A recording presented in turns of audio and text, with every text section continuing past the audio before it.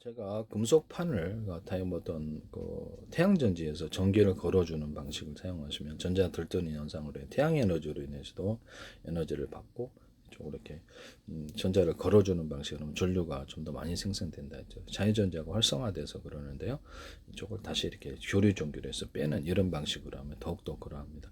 그럼 이 교류 전기를 여러 방향으로 해서 해주면은 이게 운동 방향이 각각 틀리겠죠.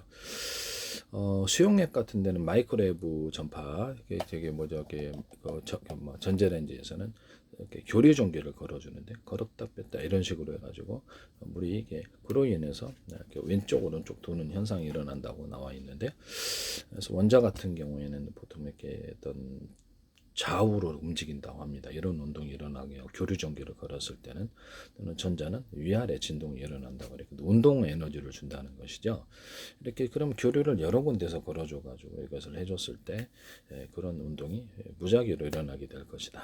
그럼 이제 좀 더 이렇게 활성화됩니다. 이제 이런 금속 박을 입혀도 되지만 구체적으로는 구리다, 알루미늄도 되고 리튬도 되지만 물 같은 데는 좀 취약하죠. 그래서 리튬도 되고 금속은 다 돼요. 금속과 비금속, 구리다 그럼 대중선 넣어주고 사이즈를 틀리게 넣어주는 게 중요해요. 적어도 두 사이즈 이상. LED, 트랜지스터, 카패시터, LED 발광 다이오드 이런 데서도 이렇게 레이저 발광 다이오드, 편광체에도 들어가고요. 그다음에 펠티어 다이오드, 금속과 비금속을 두 사이즈 이상 대중소로 들어가시면 제 기술에 돼. 전자석 같은 데도 70 넣어주는 데가 있다도 구리 인비소, 질소를 넣어줄 수 있고요. 구리 철 만들 때부터 대중소로 넣어주는 기술. 구리도 전기선, 통신선, 대중선을 넣어서 이렇게 만들거나 그러면 잘 전도가 되거든요.